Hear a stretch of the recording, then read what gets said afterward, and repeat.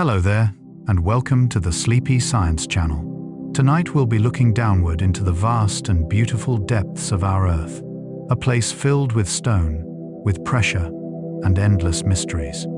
Beneath us are the usual sights: the soil, the bedrock, and the minerals we're all familiar with. But there is so much more than meets the eye. Some of the mountains we see took millions of years to rise, their peaks only just reaching the sky. A simple pebble may contain the history of entire continents, and the steady ground beneath your feet may be moving imperceptibly, carrying you across the planet. The Earth is both ordinary and spectacular, something we stand upon every day, yet never ceases to amaze. If you enjoy these quiet explorations, I invite you to like and subscribe, or share a simple thought down in the comments. It helps others find their way here, too, one sleepy soul at a time.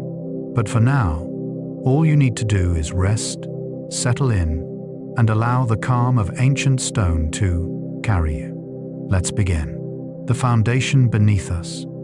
Every rock you see tells a story millions of years old. When you pick up a stone from the ground and hold it in your hand, you are touching deep time. That rock may have formed in the heart of a volcano, been buried beneath ancient seas, or crystallized slowly in the darkness far below the surface. Geologists can read these stones like books, interpreting the minerals within them, the textures of their surfaces, and the layers they contain. A single pebble on a beach may have begun as molten magma, cooled into granite, been worn down by rivers over millions of years, and finally tumbled smooth by endless waves. The ground beneath your feet is not static or simple. It is a living archive, preserving the history of our planet in countless fragments. Every cliff face, every boulder, every grain of sand carries within it a record of pressure, heat, time, and transformation. To walk across the Earth is to walk across history itself. The oldest rocks on Earth formed over 4 billion years ago. In remote corners of the planet, ancient stones survive from the very beginning of Earth's story. These are among the oldest materials ever found on our world, dating back more than 4 billion years. They formed when our planet was young, still cooling from its violent birth, when the surface was barely solid and the atmosphere was hostile. These rocks, found in places like Western Australia and northern Canada, are rare survivors. Most early crust has been destroyed, recycled back into the Earth through the relentless forces of plate tectonics. But a few fragments remain, witnesses to an Earth we can barely imagine. To study them is to glimpse a time before oceans fully formed, before life emerged, before the continents took their present shapes. They are time capsules from the dawn of our world, holding within their crystal structures secrets about how planets transition from molten chaos into stable homes for life. Zircon. Crystals are nearly indestructible and preserve Earth's earliest history. Among all minerals, zircon stands out for its resilience. These tiny crystals, often no larger than a grain of sand, are nearly impossible to destroy. They resist heat, pressure, and chemical weathering that would dissolve other minerals entirely. Because of this durability, zircons preserve information about the conditions under which they formed, even if those conditions existed billions of years ago. The oldest known zircon crystal, found in Western Australia, dates back 4.4 billion years. It formed when Earth was only about 150 million years old. Chemical analysis of this crystal suggests that liquid water existed on Earth's surface far earlier than previously thought, hinting at oceans in a time we once believed too violent for them. These microscopic time capsules survive when everything around them has been eroded, melted, or transformed. They are the most enduring witnesses to our planet's infancy, the Bode, slow dance of continents. The ground beneath you is moving, though you cannot feel it. Earth's surface is not a solid shell, but a mosaic of massive plates that drift across the planet. This movement is called plate tectonics, and it shapes everything about our world. The continents you see on maps are passengers on these plates, rafting slowly across the mantle beneath. The motion is imperceptible in human time, typically only a few centimeters per year, about the rate your fingernails grow. Yet over millions of years, this slow creep reshapes the entire planet. Continents collide and crumple into mountain ranges. Ocean floors spread apart, creating new crust.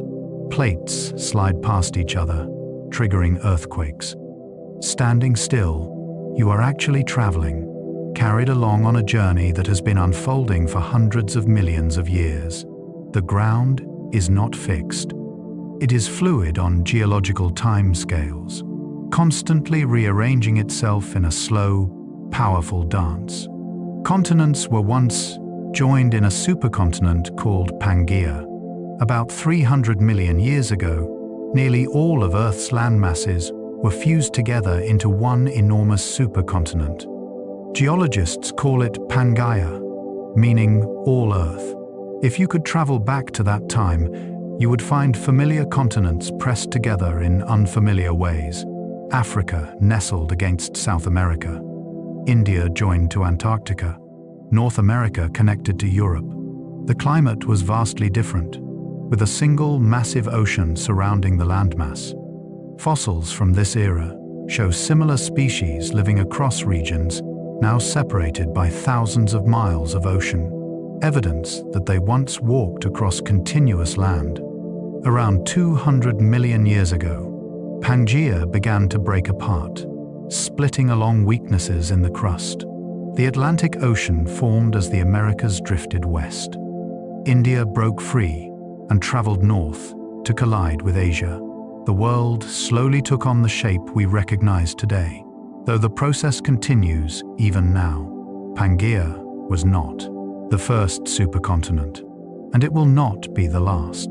The assembly and breakup of supercontinents follows a cycle spanning hundreds of millions of years. Before Pangaea, there was Rodinia, which formed over 1 billion years ago. Before that, other supercontinents, whose names are still debated by scientists. Each forms as plate motions drive continents together, then fractures as new rifts open and oceans grow. This cycle, called the supercontinent cycle, has repeated multiple times throughout Earth's history. In the distant future, perhaps 200 million years from now, geologists predict the continents will converge again into a new supercontinent. Some call this future landmass Pangaea, Ultima, or Amasia. The exact configuration is uncertain, but the pattern is clear. Earth's continents are restless, forever drifting, colliding, and breaking apart. What seems permanent is only temporary.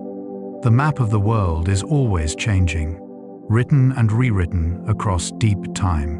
The Atlantic Ocean grows wider every year.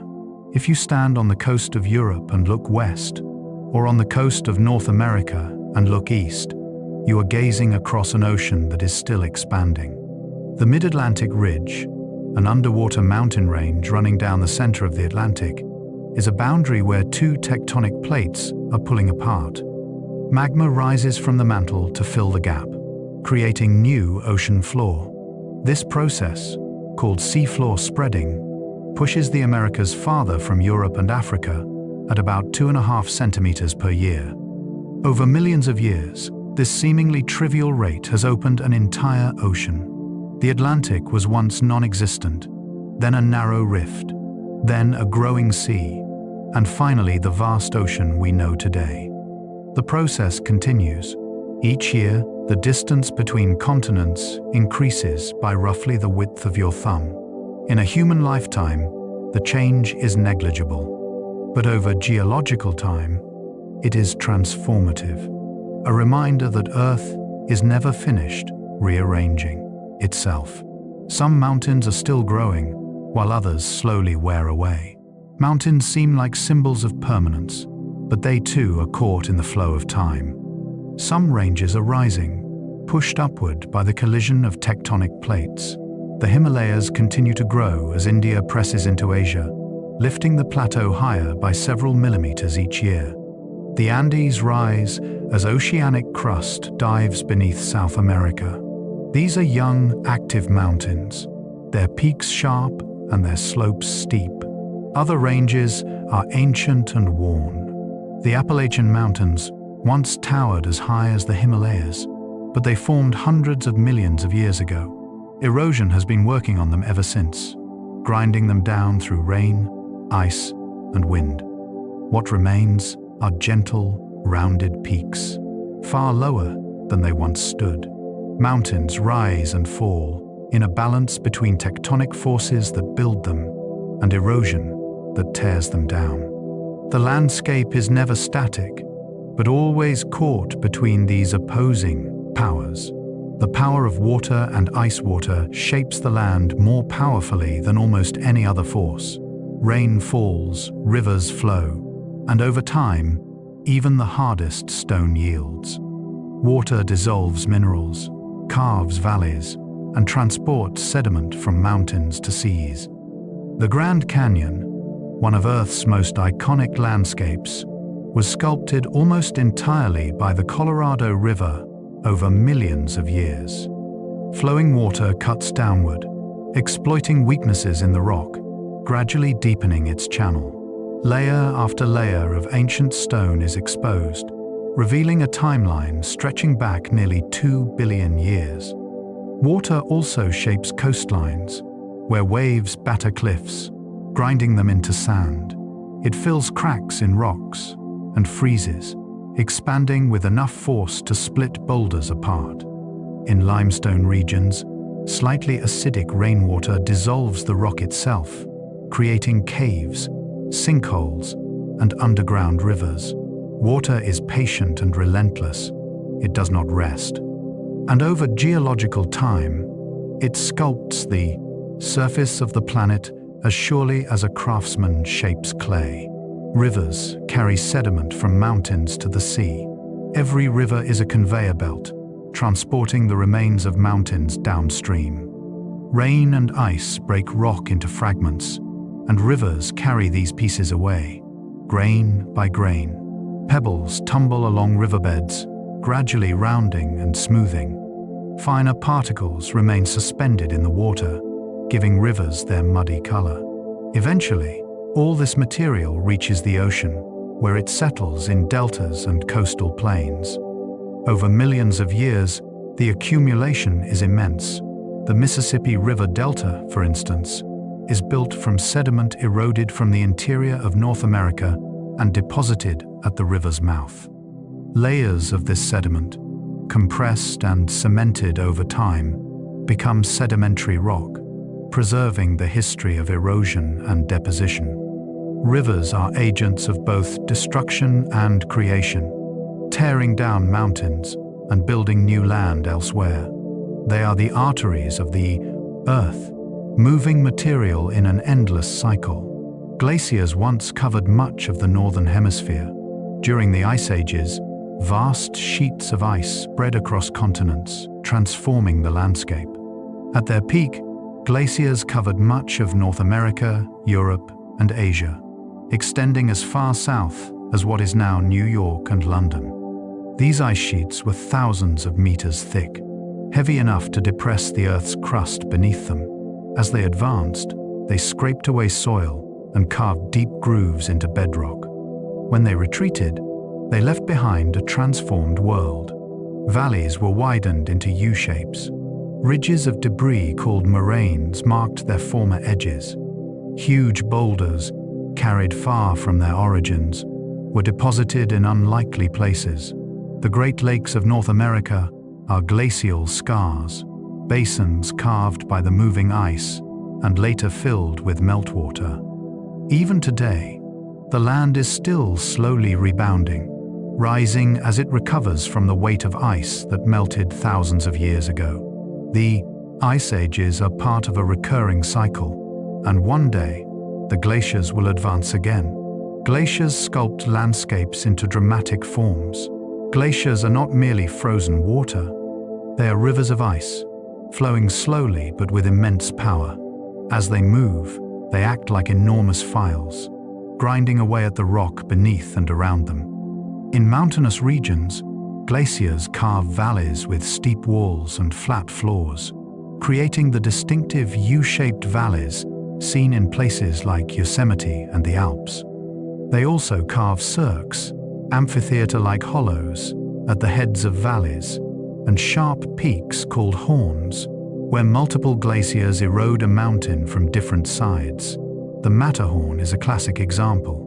When glaciers retreat, they leave behind lakes nestled in these carved basins, often strikingly blue due to suspended glacial flour, fine rock particles ground to powder by the ice.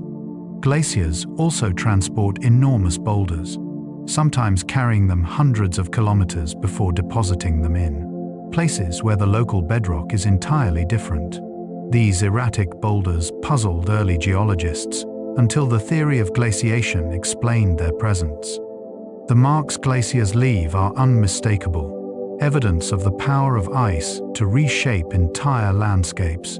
Ice can preserve the past in remarkable detail. Glaciers and ice sheets do more than shape the land. They also trap and preserve the atmosphere, dust, and even living organisms from the past. In Greenland and Antarctica, scientists drill deep into the ice, extracting cores that reveal layers deposited over hundreds of thousands of years. Each layer contains tiny air bubbles, samples of the ancient atmosphere. By analyzing these bubbles, researchers can reconstruct past temperatures, greenhouse gas concentrations, and volcanic activity. The ice also traps pollen, ash, and cosmic dust, offering clues about ancient ecosystems and cosmic events. Occasionally, glaciers preserve more dramatic finds. Frozen mammoths have been discovered in Siberia, their bodies so well preserved that their flesh, fur, and even stomach contents remain intact. Ice locks the past in stasis, holding it until the ice melts or is studied. In a warming world, glaciers are retreating rapidly, and with them, these archives of history are being lost. Volcanoes and the fire within volcanoes are windows into the Earth's interior. When a volcano erupts, molten rock from deep below the surface bursts forth, offering a rare glimpse into the planet's interior. This molten material, called magma underground, and lava, once it reaches the surface, originates in the mantle, the thick layer of hot, flowing rock beneath the crust. Volcanoes occur where the crust is thin or fractured, allowing magma to rise. They are most common along plate boundaries, where tectonic forces create pathways for the molten rock to escape. Eruptions can be gentle, with lava flowing steadily from vents, or explosive, with ash and gas blasted kilometers into the atmosphere. Each eruption releases heat and material from the Earth's interior, a reminder that beneath the solid ground lies a world of immense heat and pressure. Volcanoes are not merely destructive, they also build, creating new land, enriching soils with minerals, and shaping the atmosphere over geological time. Some volcanic eruptions are among the most powerful events on Earth. The most violent volcanic eruptions release energy comparable to thousands of nuclear bombs. These super eruptions are rare, occurring perhaps once every several 100,000 years, but their effects are global. The eruption of Mount Tambora in 1815 ejected so much ash into the atmosphere that it caused the year without a summer, leading to crop failures and famine across the northern hemisphere. Even larger was the eruption of the Toba supervolcano about 74,000 years ago, which may have triggered a volcanic winter lasting years and pushing humanity to the brink of extinction. Volcanic ash can circle the globe, cooling temperatures by blocking sunlight. Gases like sulfur dioxide form aerosols that linger in the stratosphere, creating vivid sunsets, but also disrupting weather patterns. Fortunately, such catastrophic eruptions are exceedingly rare, but they remind us of the immense power hidden beneath the Earth's calm surface, a power that has shaped climates and life throughout history. Volcanic soil is among the most fertile on Earth. Destruction often brings renewal. Lava and volcanic ash, once cooled and weathered, break down into soil rich in nutrients. Minerals like potassium, phosphorus, and nitrogen, essential for plant growth, are abundant in volcanic deposits. This is why many volcanic regions, despite the danger, support dense human populations and lush agriculture. The slopes of Mount Vesuvius in Italy, the volcanic islands of Hawaii, and the highlands of Java are all examples of landscapes where people have thrived on volcanic soils. Farmers plant crops in the shadow of active volcanoes, accepting the risk because the land is so productive. Over time, repeated eruptions layer the soil with fresh minerals, maintaining its fertility. This cycle connects destruction and creation, reminding us that even violent geological processes can sustain life. The fire beneath the Earth is not only a threat, but also a gift, renewing the land and making it fruitful. Volcanic islands rise from the ocean floor. Not all volcanoes form on continents. Many rise from the deep ocean floor, building themselves layer by layer until they breach the surface and become islands. The Hawaiian Islands are a classic example. They sit atop a volcanic hotspot, a plume of hot mantle rock rising from deep within the Earth. As the Pacific Plate moves over this stationary hotspot, new volcanoes form while older ones are carried away and become extinct. The result is a chain of islands, each progressively older as you move northwest from the still-active Big Island of Hawaii. These volcanic islands are isolated outposts of life, far from any continent, their ecosystems developing in unique ways. The process of island formation is ongoing. Beneath the ocean's surface, southeast of Hawaii, a new volcano called Loihi is already growing. In tens of thousands of years, it may rise above the waves, adding another link to the chain. The ocean hides countless underwater volcanoes, and some may one day emerge as new land. Yellowstone sits atop a supervolcano. Beneath the serene beauty of Yellowstone National Park lies one of the planet's most powerful geological features, a supervolcano. The ground above is dotted with geysers, hot springs, and fumaroles, all heated by a massive chamber of magma several kilometers below the surface. This magma chamber has erupted catastrophically in the past, 3 times over the last 2 million years. The most recent eruption, about 640,000 years ago, ejected more than 1,000 cubic kilometers of material, leaving behind a vast caldera that now forms much of the park's landscape. If Yellowstone were to erupt again with similar force, the consequences would be devastating, not just locally, but globally, with ash blanketing much of North America and climate effects lasting years. Fortunately, such eruptions are extremely rare, and geologists monitor the volcano closely for signs of unrest. For now, Yellowstone's magma fuels its famous geothermal features, drawing millions of visitors who walk above one of the Earth's most formidable forces, mostly unaware of the power slumbering beneath their feet. Earthquakes and the restless crust earthquakes reveal the immense stresses locked in the Earth's crust. The ground seems solid and stable, but immense forces are constantly at work within it.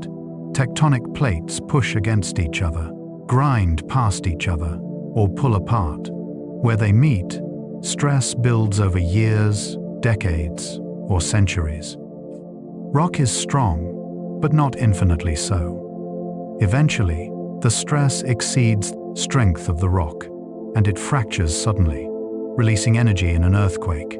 The ground shakes, sometimes violently, as waves of energy radiate outward from the point of rupture.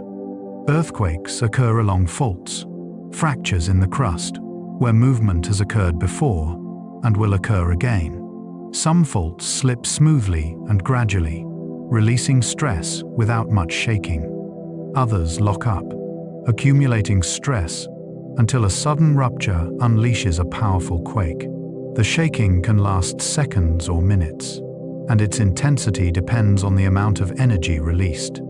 Every earthquake is a reminder that the Earth's crust is not at rest but constantly adjusting to the forces moving the plates. The largest earthquakes can shift entire coastlines. The most powerful earthquakes do more than shake the ground. They can permanently alter the landscape. In 1964, a magnitude 9.2 earthquake struck Alaska, the second largest quake ever recorded. The ground moved both horizontally and vertically, with some areas rising more than 11 meters and others subsiding nearly 2 meters. Entire coastlines shifted. Harbors were raised above sea level, rendering them useless. Islands appeared and disappeared. Similar deformation occurred during the 2011 Tohoku earthquake in Japan, which shifted parts of the coastline by several meters and moved the entire island of Honshu about 2.4 meters to the east. These earthquakes release energy equivalent to thousands of nuclear bombs, and the geological changes they cause can last for millennia. To witness such an event is to see the Earth's crust rearrange itself in moments, a violent reminder of the forces constantly reshaping our planet. Earthquakes generate waves that travel through the entire Earth. When an earthquake occurs, it sends out waves of energy in all directions. There are several types of these seismic waves, and they travel through the Earth at different speeds. Primary waves, or P waves, are the fastest and can move through both solid, rock, and liquid. Secondary waves, or S waves, are slower and only travel through solids. Surface waves travel along the Earth's surface and cause most of the shaking and damage we experience. But seismic waves do more than shake the ground. They also reveal the Earth's internal structure. By studying how these waves travel through the planet, bending and reflecting off boundaries between different layers, geologists have mapped the Earth's interior. We know there is a solid inner core, a liquid outer core, a thick mantle, and a thin crust, all because earthquakes send waves that traverse these layers. Every earthquake is an opportunity to peer inside the planet, using its energy to illuminate the hidden world beneath our feet. Some earthquakes occur far from plate boundaries. While most earthquakes happen along the edges of tectonic plates, some strike in the middle of continents, far from any obvious boundary. These intraplate earthquakes are less common, but can still be powerful and destructive. The New Madrid earthquakes of 1811 to 1812, centered in the central United States, were among the most powerful ever to strike North America. They rang church bells as far away as Boston and temporarily reversed the flow of the Mississippi River. The cause of such earthquakes is not always clear. Ancient faults, weaknesses left over from past tectonic events, may suddenly reactivate. Stresses transmitted through the crust from distant plate boundaries can trigger movement. Even human activities, such as the injection of wastewater deep underground or the filling of large reservoirs, have been linked to earthquakes. These unexpected quakes are reminders that the Earth's crust is fractured and stressed in ways we do not always understand, and that even seemingly stable ground can suddenly shift. Slow earthquakes release energy over days or weeks. Not all earthquakes are sudden and violent. In recent decades, scientists have discovered slow earthquakes, also called slow slip events, that release energy gradually over days, weeks, or even months. These events occur along the same faults as regular earthquakes, but instead of rupturing all at once, the fault slips slowly and steadily. The movement is too gradual to be felt by people, but sensitive instruments can detect it. Slow earthquakes are particularly common in subduction zones, where one tectonic plate dives beneath another. They may relieve some of the stress that would otherwise contribute to larger, more destructive quakes, or they may increase the likelihood of such quakes by altering stress patterns. The discovery of slow earthquakes has changed how scientists think about faults and seismic hazards. It reveals that the Earth's crust is constantly in motion, not just during dramatic ruptures, but in quieter, hidden ways as well. The depths below. The Earth's interior is divided into distinct layers. Beneath the surface we walk on lies a complex structure. The Earth is not uniform inside, but layered like an onion, each layer with different properties. The outermost layer is the crust, thin and brittle, ranging from just a few kilometers thick under the oceans to about 70 kilometers beneath mountain ranges. Below the crust lies the mantle, a thick layer of hot, slowly flowing rock that extends nearly 2,900 kilometers deep.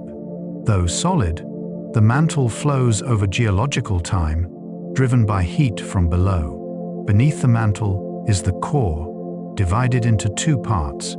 The outer core is liquid iron and nickel, and its motion generates Earth's magnetic field.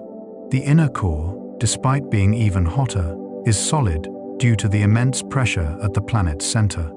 Each layer plays a role in the Earth's behavior, from the movement of tectonic plates to the protection of life by the magnetic field. This layered structure is the result of Earth's formation, when denser materials sank toward the center and lighter ones rose. We have never drilled deeper than the crust. Despite all our technology, humans have barely scratched the surface of the Earth. The deepest hole ever drilled, the Kola superdeep borehole in Russia, reached about 12 kilometers, a remarkable feat, but still only a fraction of the way through the crust. At that depth, temperatures exceeded 180 degrees Celsius, and the rock became so hot and plastic that drilling further was impractical. The mantle, which begins at the Mohorovičić discontinuity, or MOHO, lies deeper still, between 5 and 70 kilometers down depending on location. We have never reached it.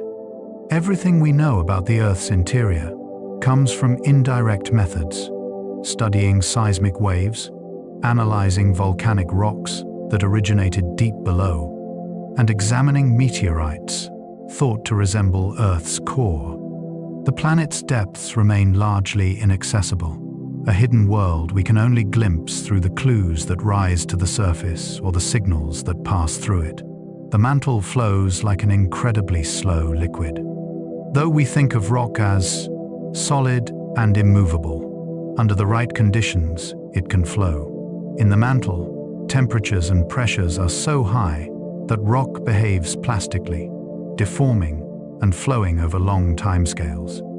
This flow, called mantle convection, is driven by heat from the Earth's core and from the decay of radioactive elements.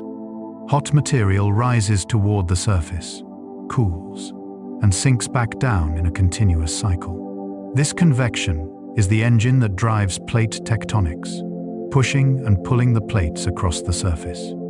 The flow is unimaginably slow, measured in centimeters per year, but over millions of years, it is powerful enough to move continents and create oceans.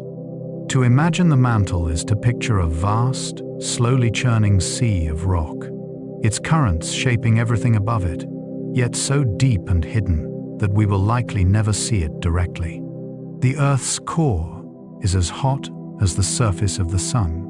At the very center of our planet lies the core, a sphere of metal nearly as hot as the sun's surface, reaching temperatures around 5,200 degrees Celsius.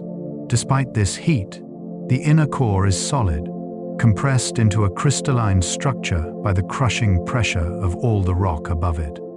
The outer core, slightly cooler and under less pressure, remains liquid. This molten iron and nickel flow in complex patterns, driven by heat and the Earth's rotation. As it moves, it generates electric currents, and these currents produce the magnetic field that surrounds our planet. This magnetic field is crucial. It shields the surface from the solar wind, a stream of charged particles from the sun that would otherwise strip away the atmosphere and make life impossible. The core is unreachable, buried beneath thousands of kilometers of rock, but its influence extends to the surface and beyond, protecting the world above. Minerals and crystals. Minerals are the building blocks of rocks. Every rock you see is made of minerals, naturally occurring crystalline solids with specific chemical compositions. Some rocks contain just one mineral, like limestone, which is mostly calcite. Others, like granite, are mixtures of several minerals, including quartz, feldspar, and mica. Minerals form under specific conditions of temperature, pressure, and chemistry, and their presence reveals the history of the rock. Geologists identify minerals by their properties: hardness, color, luster, the way they break, and how they react to chemicals. Each mineral has a unique crystal structure, a repeating arrangement of atoms that gives it its physical properties. The diversity of minerals is immense, with more than 5,000 different types known. Some are common, making up the bulk of the Earth's crust. Others are rare, forming only under unusual conditions. Together, minerals record the processes that have shaped our planet, from the cooling of magma to the transformation of rocks under pressure. Quartz is one of the most abundant minerals on Earth. If you've ever held a grain of sand, you've likely held quartz. This mineral, composed of silicon and oxygen, is one of the most common on Earth's surface. It forms in a wide variety of environments, from cooling magma to sedimentary deposits to metamorphic rocks altered by heat and pressure. Quartz is hard and resistant to weathering, which is why it accumulates in sand and gravel long after other minerals have broken down. It also forms beautiful crystals, ranging from clear and colorless to vibrant purples, pinks, and yellows, depending on trace impurities. Amethyst, citrine, and smoky quartz are all varieties of the same mineral. Quartz has been prized by humans for millennia, used in tools, jewelry, and even electronics due to its piezoelectric properties. Its abundance and durability make it a cornerstone of the Earth's crust and a familiar presence in the rocks around us. Diamonds form deep in the mantle under extreme pressure. Diamonds are among the hardest natural materials on Earth, and their formation requires extraordinary conditions.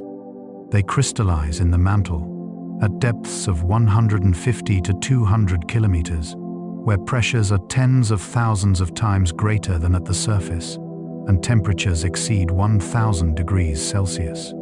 Under these conditions, carbon atoms bond in a rigid, three-dimensional lattice, creating the diamond's incredible hardness. Diamonds are brought to the surface by deep-sourced volcanic eruptions, traveling upward in magma that rises rapidly from the mantle. These eruptions are rare and violent, creating narrow volcanic pipes called kimberlites. Most diamonds are billions of years old, formed long before life existed on Earth, and they carry with them information about the deep interior.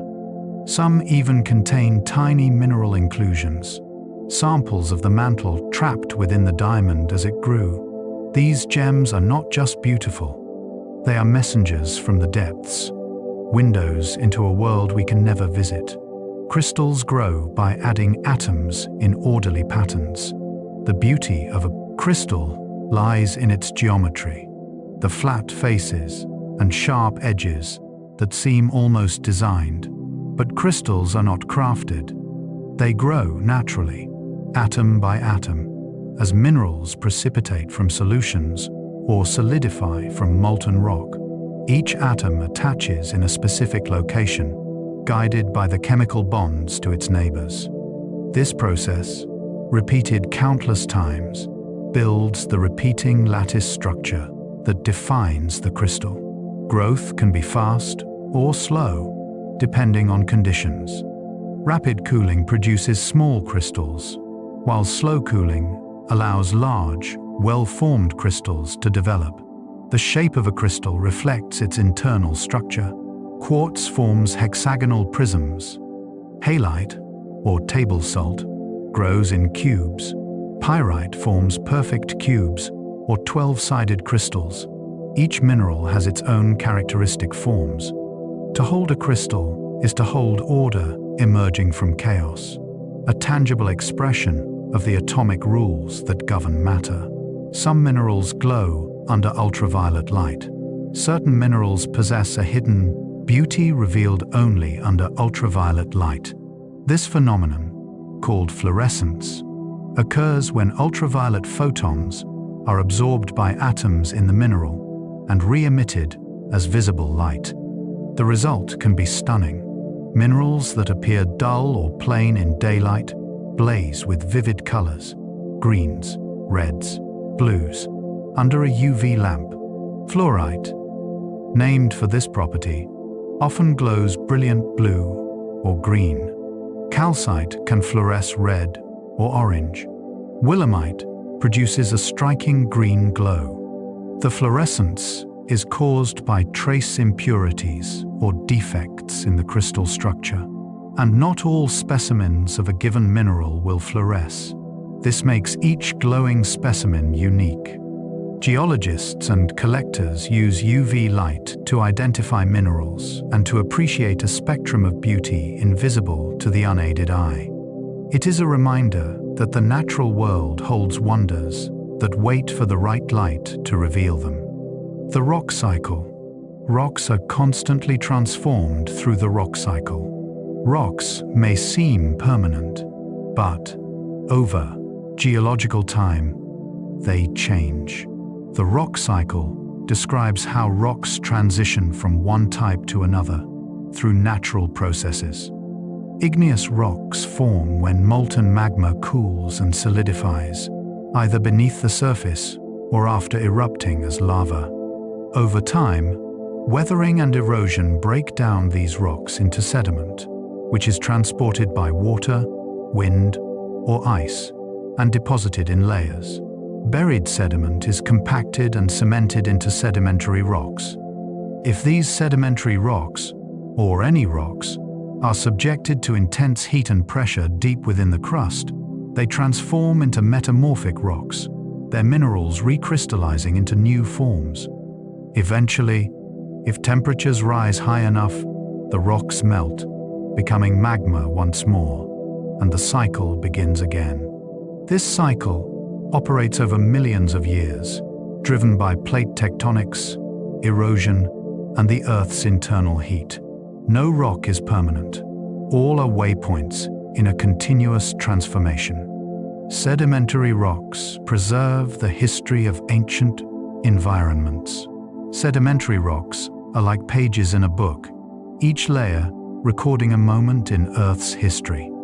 They form from sediment, particles of rock, minerals, or organic material that settle in water or air and are gradually buried and compacted.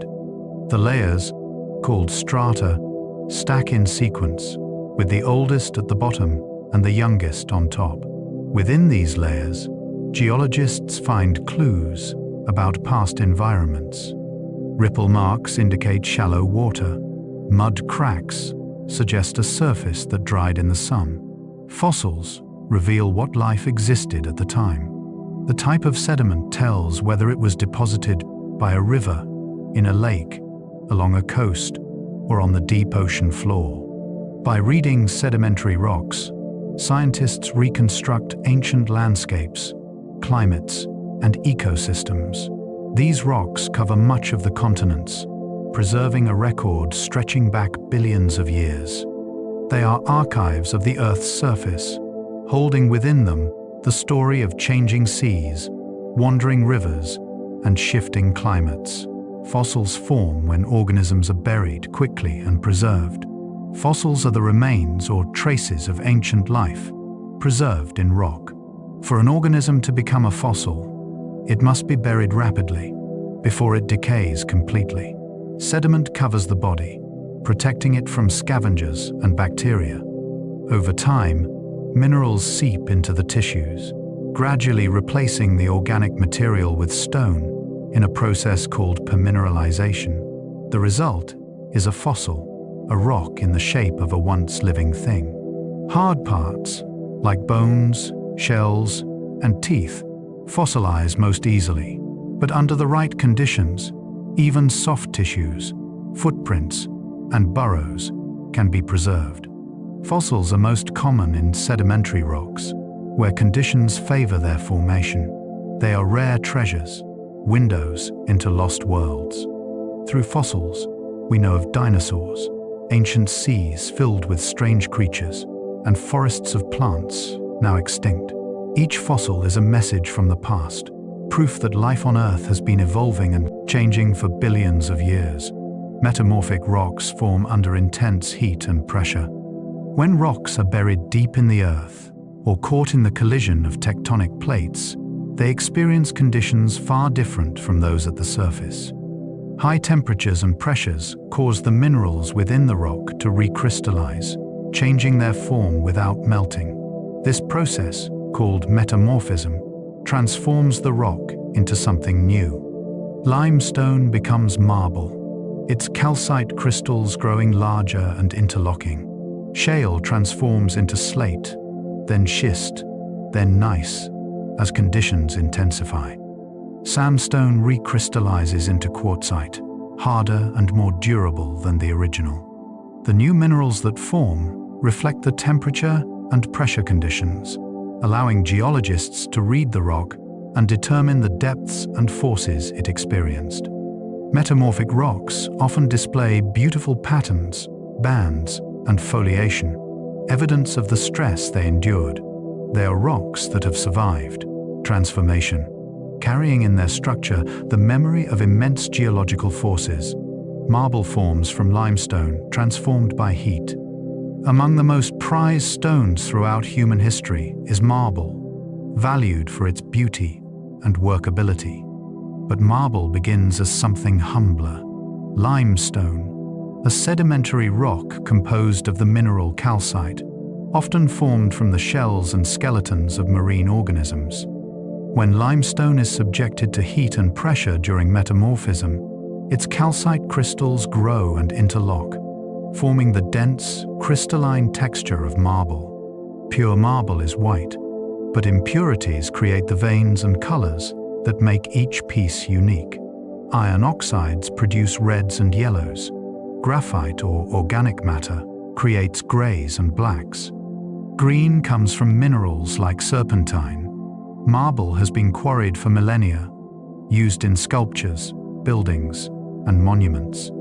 Yet each slab of polished marble was once the floor of an ancient sea, composed of countless tiny organisms, transformed by the Earth's inner heat into enduring stone, caves, and underground worlds. Caves form when water dissolves limestone over thousands of years. Beneath the surface, in regions where limestone is common, water quietly carves hidden worlds. Rainwater, slightly acidic from dissolved carbon dioxide, seeps into the ground and flows through cracks in the limestone. Over time, the water dissolves the rock, enlarging the cracks into passages and chambers.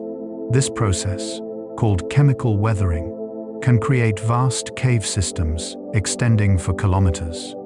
Mammoth Cave in Kentucky is the longest known cave system in the world, with over 600 kilometers of mapped passages. Caves are dark, silent places, untouched by sunlight, their formations growing in complete stillness. Stalactites hang from ceilings like stone icicles, formed by mineral-rich water, dripping slowly and leaving deposits behind. Stalagmites grow upward from the floor, built by the same drip, drip, drip over millennia. Sometimes they meet, forming columns. These formations grow incredibly slowly, perhaps a centimeter per century. Caves are timeless cathedrals of stone, shaped by patient water and endless time. Cave formations record changes in climate over millennia. Stalactites and stalagmites are more than beautiful. They are archives of past climates. As they grow, layer by microscopic layer, they trap information about the water that formed them. Scientists can analyze the chemistry of these layers, reading isotopes of oxygen and carbon to reconstruct ancient temperatures and rainfall patterns. Some cave formations, called speleothems, have been growing for hundreds of thousands of years, preserving continuous climate records that extend far beyond what ice cores or tree rings can capture. By studying them, researchers have learned about ice ages, periods of warming, and even individual droughts or floods. Caves preserve these records in darkness, protected from the erosion and disturbance, destroy surface evidence. Each delicate formation is a chronicle, written in calcite, of the changing world above. Some caves contain underground rivers and lakes. Water does not merely trickle through caves. In some systems, it flows in rivers, complete with rapids, waterfalls, and deep pools. These underground waterways drain entire regions, collecting rainwater from the surface and carrying it through the limestone labyrinth. Some rivers emerge at springs, where the hidden water finally returns to daylight. Others flow into lakes, vast bodies of water trapped in the darkness. Cave divers, explorers trained to navigate flooded passages, have discovered some of the most spectacular underground landscapes, where crystal-clear water fills chambers hundreds of meters long. These hidden aquatic worlds support unique ecosystems, with blind fish and translucent invertebrates adapted to eternal darkness. Underground rivers also shape the caves themselves, cutting deeper passages and transporting sediment.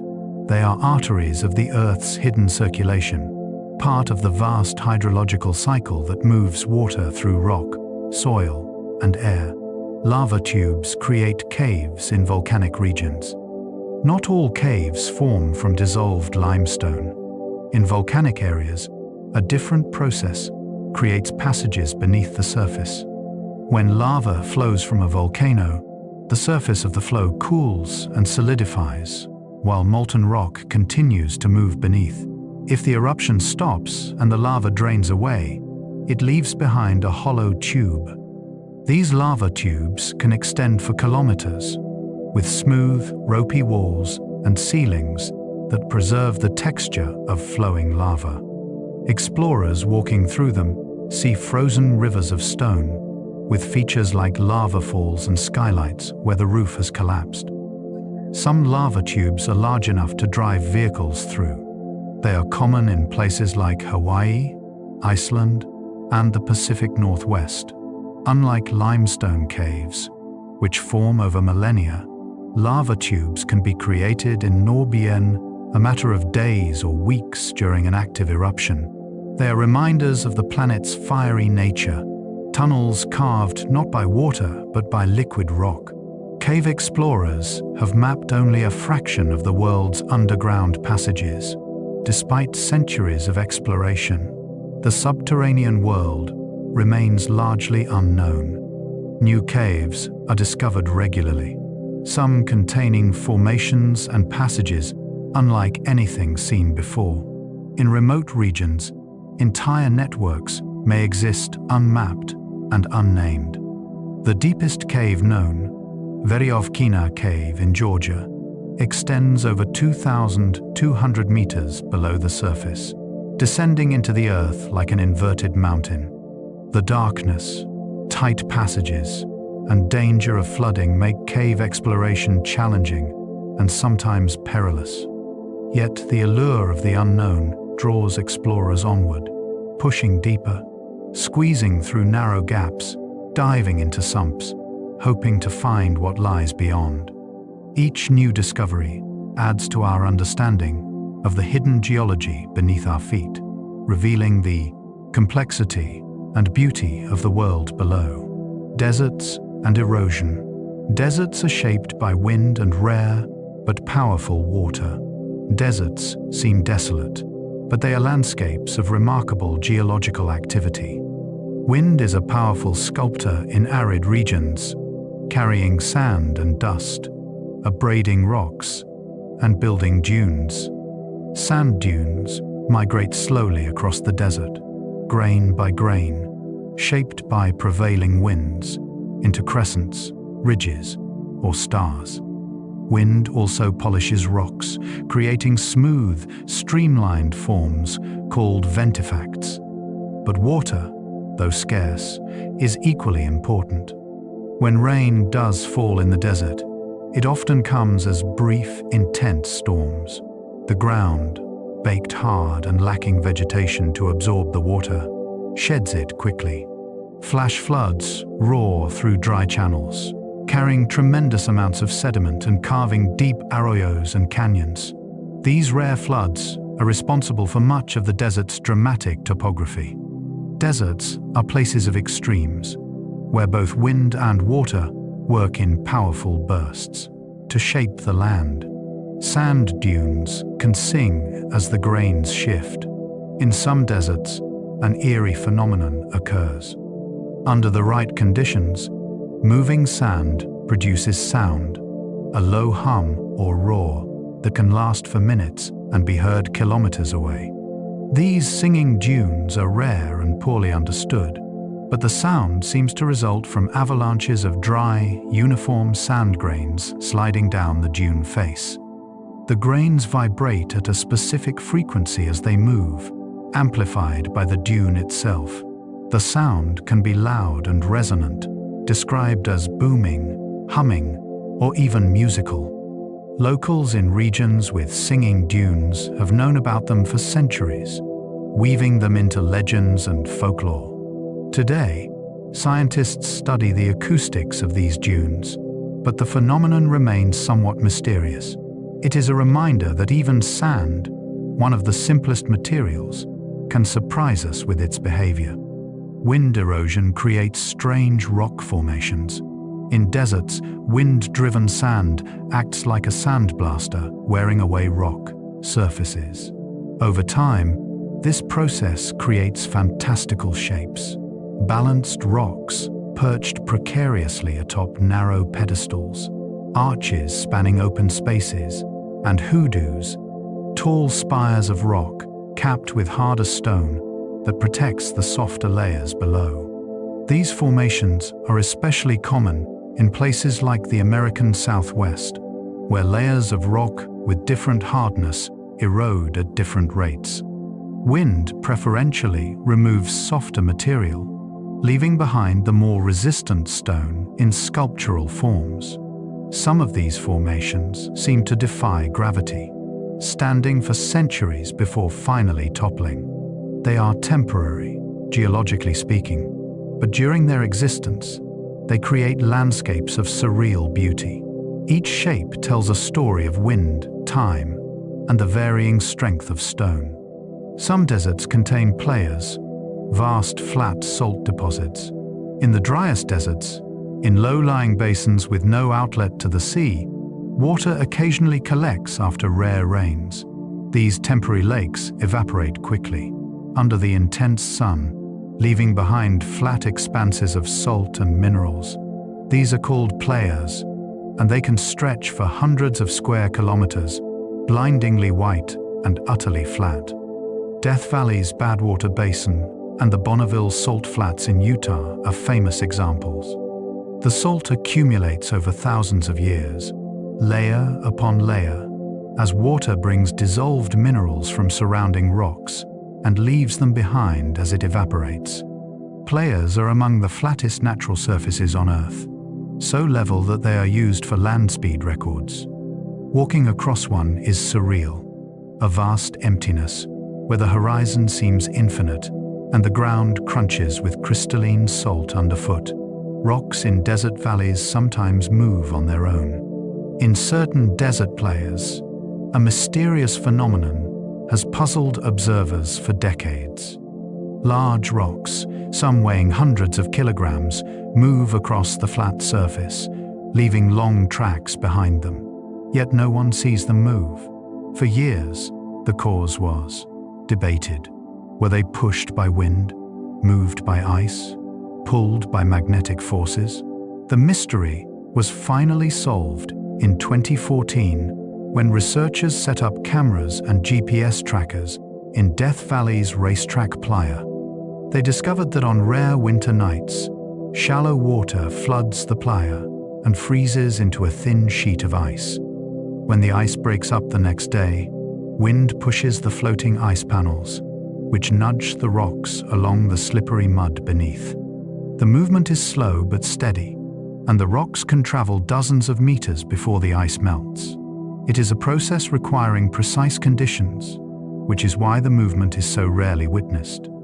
The sailing stones, as they are called, are a testament to the Earth's capacity for subtle, unexpected processes. Mountains and uplift mountains are built by the collision of tectonic plates. The world's great mountain ranges are monuments to the power of plate tectonics. When two continental plates collide, neither can sink into the mantle because continental crust is too buoyant. Instead, they crumple and fold, pushing rock upward into towering peaks. The Himalayas formed this way, as the Indian plate crashed into the Eurasian plate, a collision that began about 50 million years ago and continues today. The force of this collision has lifted the Tibetan Plateau, the largest and highest plateau on Earth, and raised Mount Everest, the planet's highest peak at 8,849 meters above sea level. Other mountain ranges form at subduction zones, where an oceanic plate dives beneath a continental plate, triggering volcanic activity and uplift. The Andes are a prime example. Mountains are not built overnight. They rise slowly, millimeter by millimeter, year after year, pushed upward by tectonic forces that operate on timescales almost beyond human comprehension. Mount Everest continues to grow taller each year. The collision between the Indian and Eurasian plates has not stopped. India continues to push northward, and as a result, the Himalayas are still rising. Mount Everest grows by about 4 millimeters per year, an imperceptible change but significant over geological time. At the same time, erosion works to wear the mountains down, removing material through landslides, glaciers, and weathering. The height of a mountain reflects a balance between tectonic uplift and erosion. In the Himalayas, uplift currently outpaces erosion, so the peaks continue to grow. But erosion is relentless, and over millions of years, even the mightiest mountains are ground down.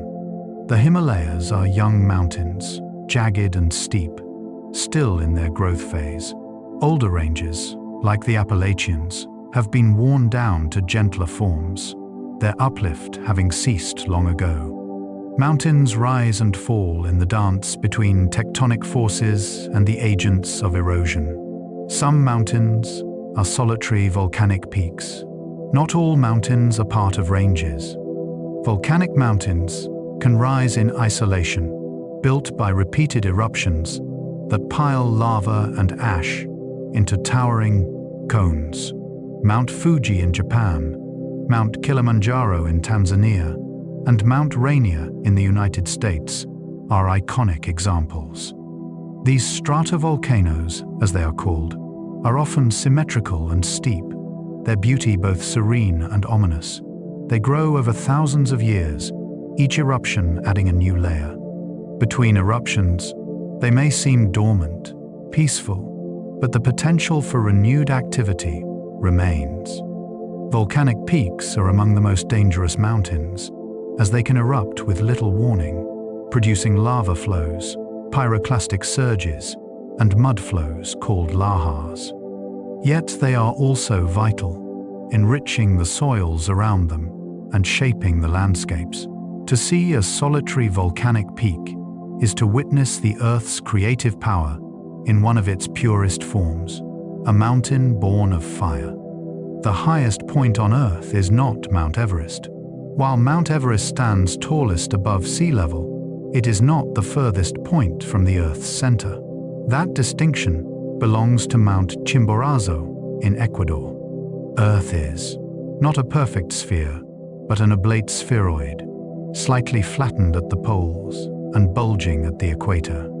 Because Chimborazo sits near the equator, the extra bulge places its summit about 2,000 meters farther from the Earth's center than Everest's peak.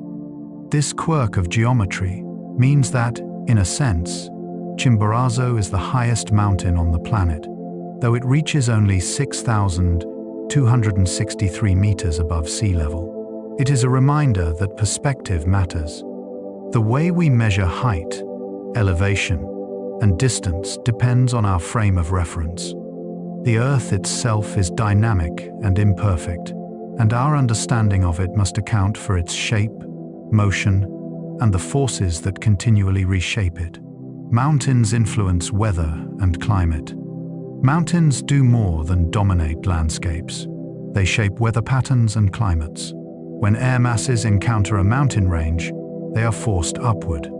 As the air rises, it cools, and moisture condenses into clouds and precipitation.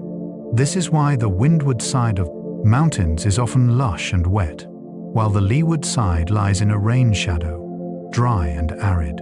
The Andes create the Atacama Desert, one of the driest places on Earth, in their rain shadow. The Himalayas influence the monsoons that bring life-giving rains to South Asia.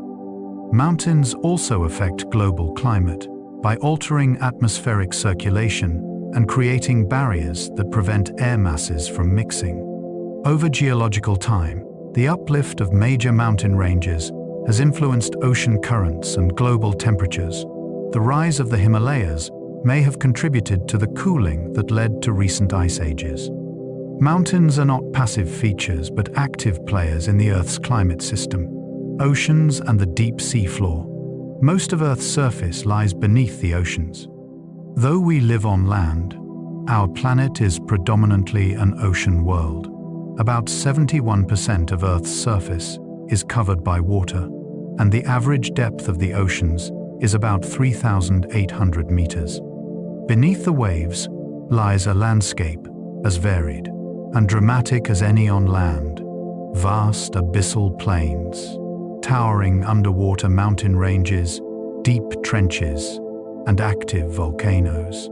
Yet we know less about the seafloor than we do about the surface of the moon. The ocean's depths are dark, cold, and under crushing pressure, making exploration difficult and expensive. Most of the seafloor has never been seen by human eyes. What we do know comes from sonar mapping, deep-sea submersibles, and remotely operated vehicles. The ocean floor is not a static, featureless plane, but a dynamic environment, shaped by tectonic activity, volcanic eruptions, and sedimentation. It is the frontier of geology, vast and largely unexplored. The deepest part of the ocean is nearly 11 kilometers down. The Mariana Trench, in the western Pacific Ocean, contains the deepest known point on Earth's surface. The Challenger Deep, at the southern end of the trench, reaches nearly 11,000 meters below sea level. At this depth, the pressure is more than 1,000 times atmospheric pressure at sea level, enough to crush most human-made vessels. Only a handful of people have ever visited this extreme environment, and each descent is a technological marvel. Despite the harsh conditions, life exists even here.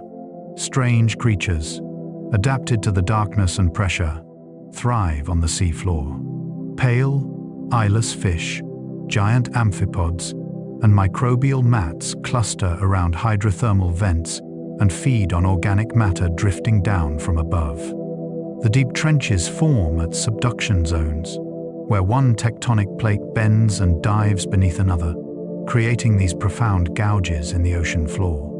They are the deepest wounds in the Earth's surface, gateways to the mantle below. Mid-ocean ridges are the longest mountain ranges on Earth. Beneath the oceans, a vast system of underwater mountains winds around the globe like the seams on a baseball. These are the mid-ocean ridges, the longest mountain ranges on Earth, stretching more than 60,000 kilometers. Unlike mountains on land, these ridges are mostly hidden, lying 1 to 3 kilometers below the ocean surface. They form at divergent plate boundaries, where tectonic plates pull apart and magma rises to fill the gap, creating new oceanic crust. This process, seafloor spreading, is continuous and slow, adding a few centimeters of new crust each year. The ridges are not static. They are volcanically active, with eruptions occurring frequently along their length. Hot springs called hydrothermal vents dot the ridges, spewing mineral-rich water heated by the magma below. Around these vents, unique ecosystems thrive, supported not by sunlight but by chemical energy from the Earth's interior. The mid-ocean ridges are the birthplace of the ocean floor, where new crust is constantly being born. Hydrothermal vents support ecosystems independent of sunlight. In the deep ocean, where sunlight never penetrates, life was long thought to be scarce and dependent on organic matter drifting down from above. But the discovery of hydrothermal vents in the late 1970s changed that understanding. These vents, or black smokers, release superheated water, sometimes exceeding 400 degrees Celsius, laden with minerals and chemicals from the Earth's interior. Bacteria living near the vents harness the energy in these chemicals through a process called chemosynthesis, forming the base of a food web entirely independent of photosynthesis. Giant tube worms, blind shrimp, and unusual clams cluster around the vents, thriving in an environment that would be lethal to most life. These ecosystems are isolated oases, separated by vast stretches of empty seafloor. The discovery of vent communities revolutionized biology, showing that life can flourish in the most unlikely places, and raising the possibility that similar ecosystems might exist on other worlds, such as the icy moons of Jupiter and Saturn. Seamounts are underwater volcanoes that never reached the surface. Scattered across the ocean floor are thousands of seamounts, isolated underwater mountains formed by volcanic activity. Most never grew tall enough to break the surface and become islands. They rise steeply from the abyssal plains, some reaching heights of several thousand meters but remaining submerged. Seamounts are often hotspots of biodiversity. Their slopes and summits provide habitat for corals, sponges, and fish, creating oases in the otherwise barren deep ocean. Currents flowing over seamounts bring nutrients from the depths, fueling rich communities of life.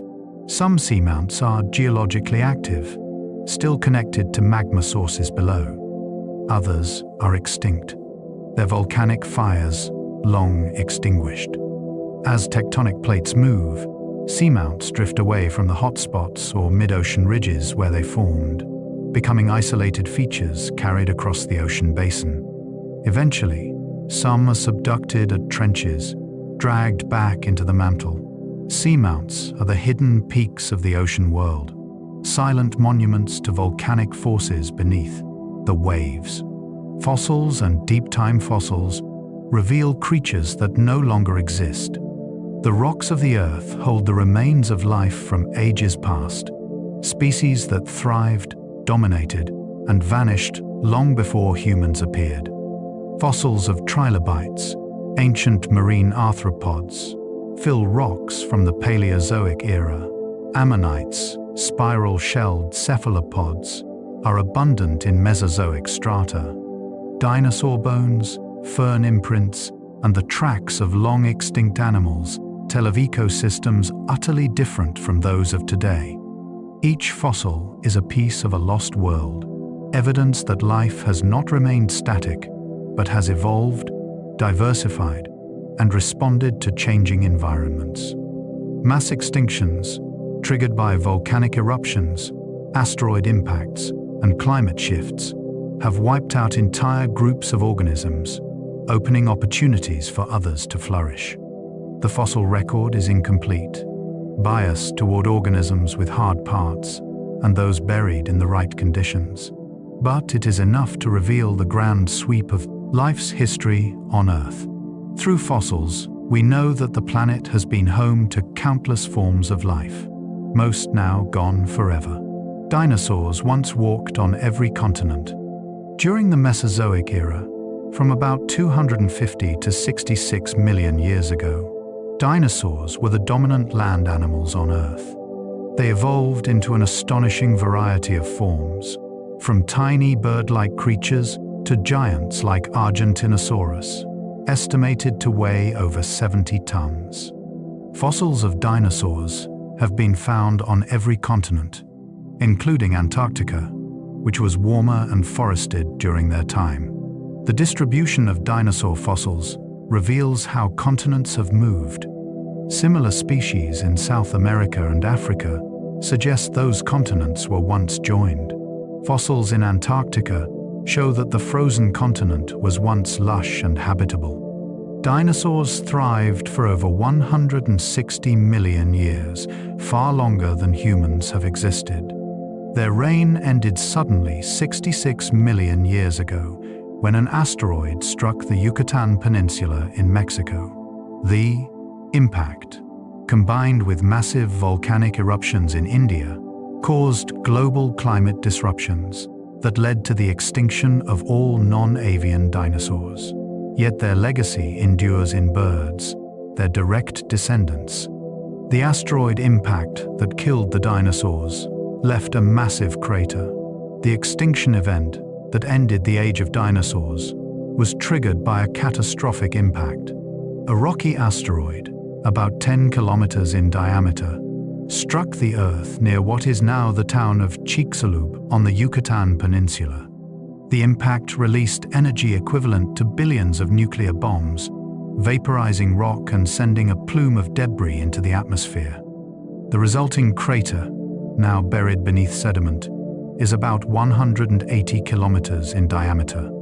The impact caused immediate devastation within thousands of kilometers, triggering earthquakes, tsunamis, and firestorms.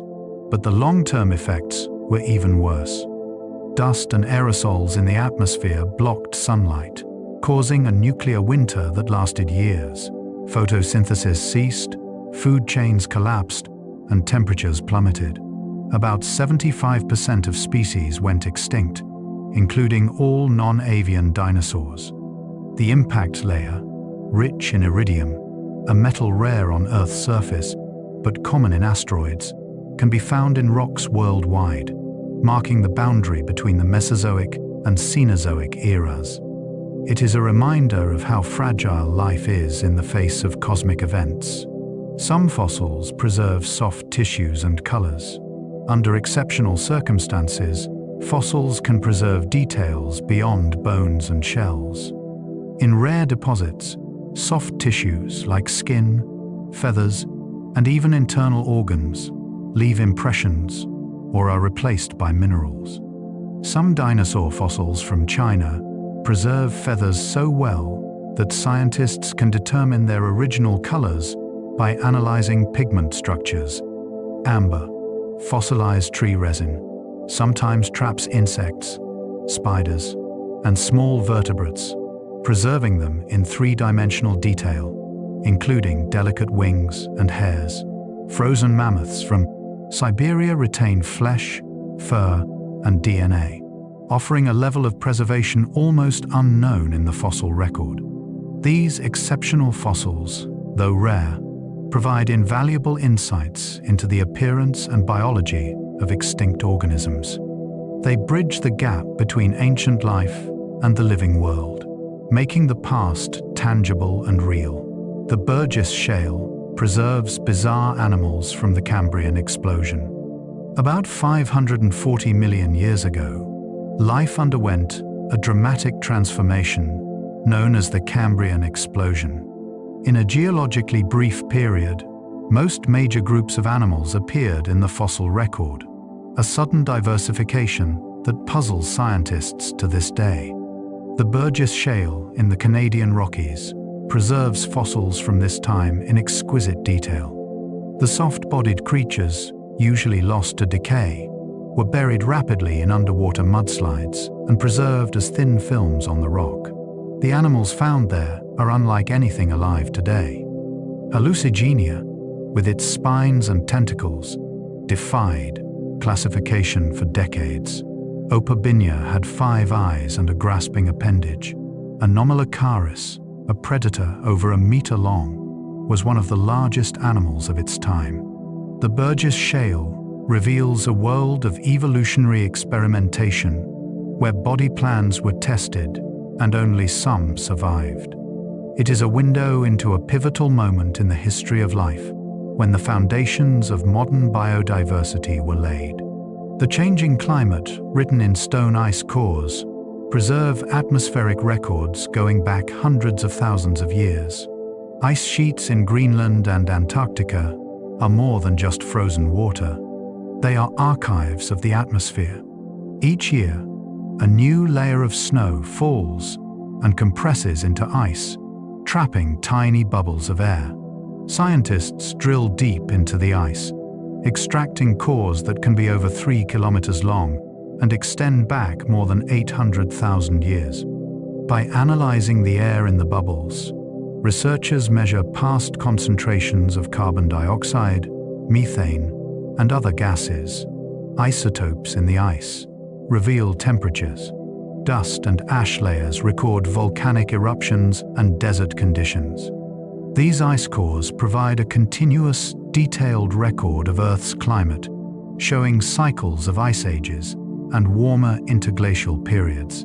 They reveal that climate has always changed, driven by factors like orbital variations, volcanic activity, and now human emissions. Ice cores are invaluable tools for understanding both past and future climate, showing us how sensitive the Earth's system is to changes in greenhouse gases and other factors. Glacial periods have repeatedly shaped the Earth's surface.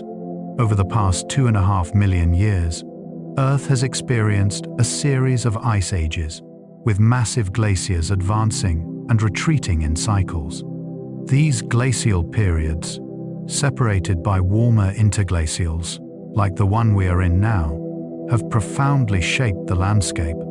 During glacial maxima, ice sheets covered much of North America, Europe, and Asia, locking up so much water that sea levels dropped by over 100 meters. Land bridges appeared, connecting continents and allowing animals and humans to migrate to new regions. The Bering Land Bridge, for example, enabled the peopling of the Americas. When the ice retreated, it left behind a transformed landscape, scoured bedrock, moraines, and vast outwash plains. The Great Lakes, the Finger Lakes, and countless other features owe their existence to glacial action. These cycles are driven primarily by variations in Earth's orbit, known as Milankovitch cycles, which affect the amount and distribution of solar energy reaching the surface. Sediment layers reveal ancient floods and droughts. Sedimentary rocks are not uniform but layered, and these layers record changes in the environment. A thick layer of coarse sand might indicate a flood when fast-moving water carried large particles. Thin layers of fine clay suggest calm, quiet water. Alternating layers can reveal seasonal changes or longer cycles of wet and dry periods. In some places, rhythmites, finely layered sediments deposited with regular periodicity, record daily tides or seasonal floods. By studying these layers, geologists reconstruct ancient climates and environments. They can identify megadroughts lasting decades or centuries, catastrophic floods that reshaped entire regions, and gradual shifts in sea level. The sedimentary record is like a history book, written in stone, each page a snapshot of conditions at a particular moment. Together, the pages tell the story of a changing planet. Coal deposits mark ancient tropical swamps. Coal, a rock that burns, is the compressed and altered remains of ancient plants.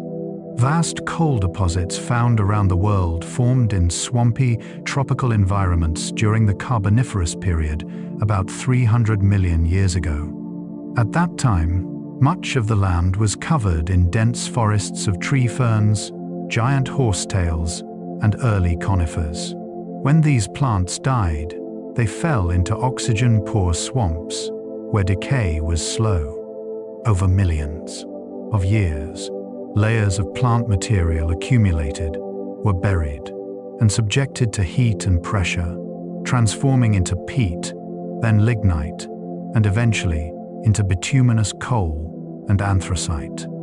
The presence of coal tells geologists that the region was once warm, wet, and heavily vegetated, even if it is now a desert or beneath the ocean. Coal is a fossil fuel, a direct link to ancient sunlight captured by photosynthesis and stored in plant tissues.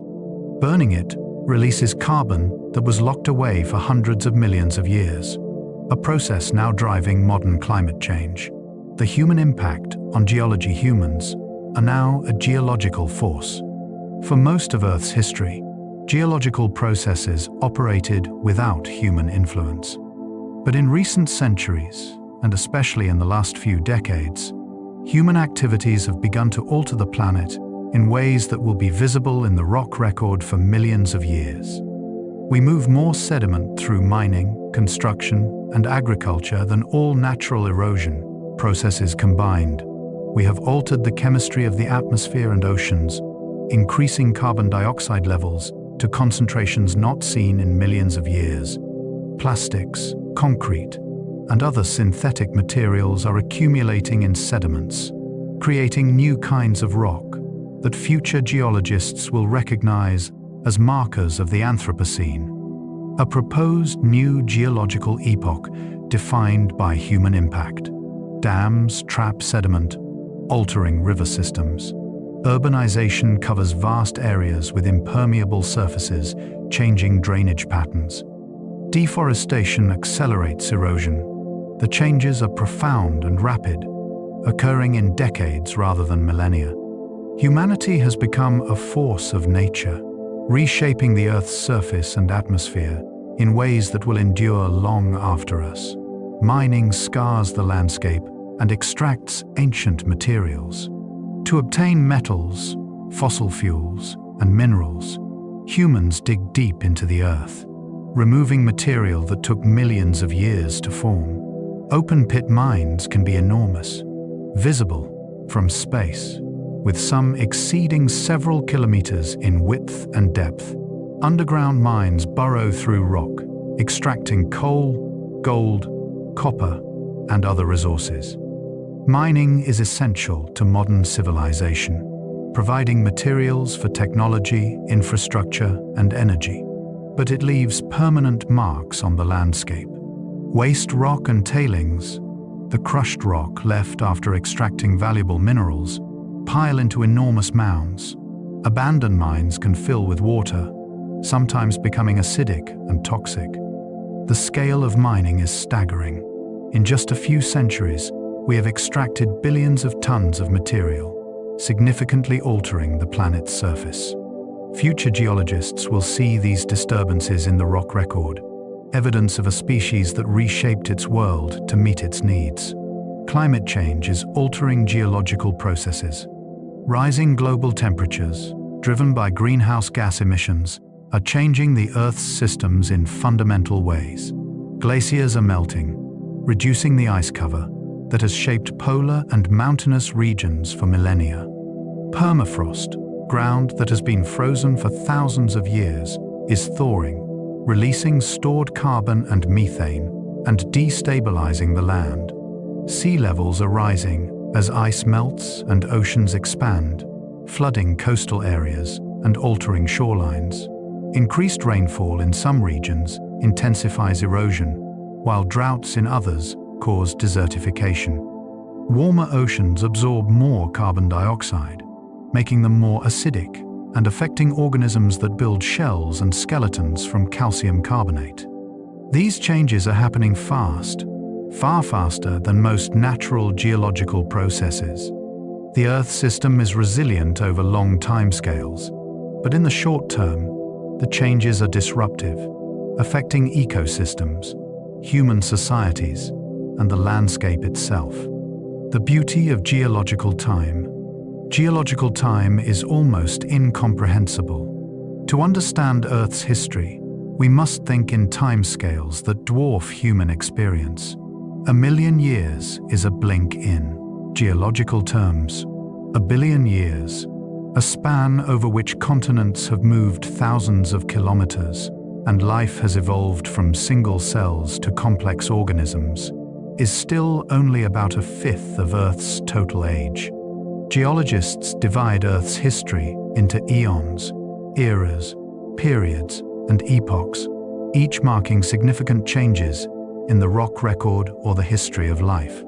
The Phanerozoic eon, the time of visible life, spans only the last 540 million years.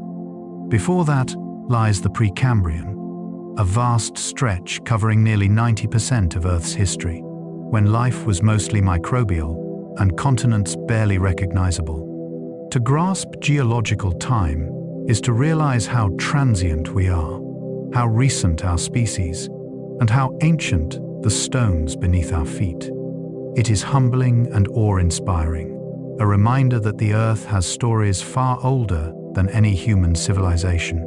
Every landscape tells a story, millions of years in the making. When you look at a mountain, a valley, or a coastline, you are seeing the result of countless processes acting over immense time. The mountain was once buried rock, lifted by tectonic forces and carved by erosion. The valley was cut by a river that has meandered and deepened its channel for millennia. The coastline is a battleground where land and sea constantly reshape each other. Nothing in geology is instantaneous. Every feature is the product of slow accumulation, gradual transformation, or the cumulative effect of countless small events. To a geologist, the landscape is a narrative, with each rock, layer, and landform a chapter in an ongoing story. Learning to read that story is to gain a deeper appreciation for the world around us, to see not just what is, but what was and what will be. Rocks connect us to the entire history of the planet. Holding a rock is an act of connection. That stone links you to deep time, to processes that occurred long before humans existed. A granite boulder formed from magma that cooled slowly underground millions of years ago. A piece of limestone is composed of the shells of marine creatures that lived in ancient seas. A chunk of basalt erupted from a volcano, carrying material from the mantle to the surface. Each rock is a traveler, carrying information about the conditions of its formation, the forces that shaped it, and the journey it has taken to reach your hand. Rocks are witnesses to Earth's history, silent but eloquent. They endure while mountains rise and fall, while climates shift and life evolves. To study them is to glimpse eternity, to touch a fragment of a planet that has been shaping and reshaping itself for over 4.5 billion years. The quiet majesty of stone. Stone is patient, enduring beyond the span of human life. There is something deeply calming about stone. It does not hurry. It does not change in ways we can perceive. A boulder sits for centuries, weathering slowly, unmoved by the passing of generations. Mountains stand for millions of years, their peaks gradually worn down, but their presence enduring. To rest against stone is to feel stability, to connect with something that transcends the fleeting concerns of daily life. Stone has witnessed the entire span of human history and existed long before. It will remain long after. In a world of constant change and motion, stone offers a sense of permanence, a reminder that some things endure. Its quiet strength is reassuring, grounding us in the physical reality of the earth itself. Geological processes shape the world in silence. The Earth's most powerful forces often work in silence. Continents drift without sound. Sediment settles grain by grain in quiet accumulation. Crystals grow in darkness, atom by atom, over thousands of years. Even earthquakes, violent as they are, come from decades of silent stress building along faults. Mountains rise imperceptibly, too slowly for any eye to see. Erosion whispers as rain falls and rivers flow, gradually wearing away the hardest stone. There is no fanfare, no announcement. The earth simply changes, patiently, inexorably. This silence is profound. It speaks to processes that need no witness, that operate according to physical laws regardless of whether anyone observes them.